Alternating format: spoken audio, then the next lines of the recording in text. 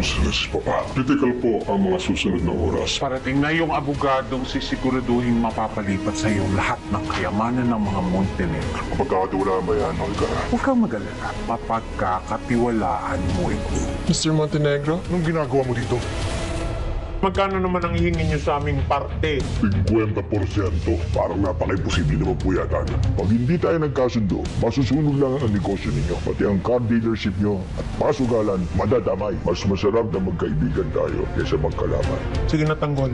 Pumayag ka na. Akong bahala sa mga kakumpetensya niya. Tol, hindi na kami nagkakasundo ng Red Queen. Wala para ilaglag ko sila. Saka natin babanggayin ang mga Montenegro. Nandito na po ako sa mansyon at inaalam ko pa kung sino yung naglasong kay Lolo. Si Olga ang ngayon nagawa nito. Siya nagbigay ng gamot kay Papa. Nabi ko na sa inyo. Uso yung mga pulis! At kayo pumayag! 50% ang hinihingi natin! FPJ's Batang Quiapo.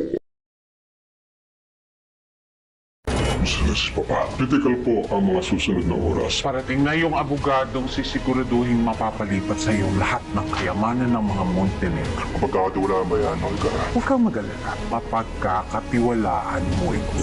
Mr. Montenegro? Anong ginagawa mo dito? Magkano naman ang hihingin niyo sa aming parte? 50%. Parang napaka-imposible naman po yata na. Pag hindi tayo nagkasundo, masusunog lang ang negosyo ninyo. Pati ang car dealership nyo at pasugalan, madadamay. Mas masarap na magkaibigan tayo kaysa magkalaman. Sige na, Tanggol. Pumayag ka na. Akong bahala sa mga kakumpetensya niya. Tol, hindi na kami nagkakasundo ng Red Queen. Wala para ilaglag ko sila. Saka natin babanggayin ang mga Montenegro. Nandito na po ako sa mansyon at inaalam ko pa kung sino yung naglasong kay Lolo. Si Olga ang ngayon nagawa nito.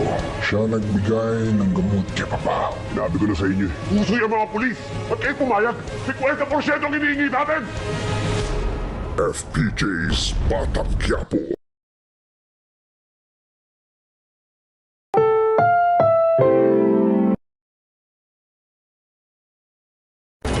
Yes, Papa. Critical po ang mga susunod na oras. Parating na yung abogadong sisiguraduhin mapapalipat sa iyo lahat ng kayamanan ng mga Montenegro. Mapagkakatiwalaan ba yan, Olga? Huwag kang magalala, mapagkakatiwalaan mo ito.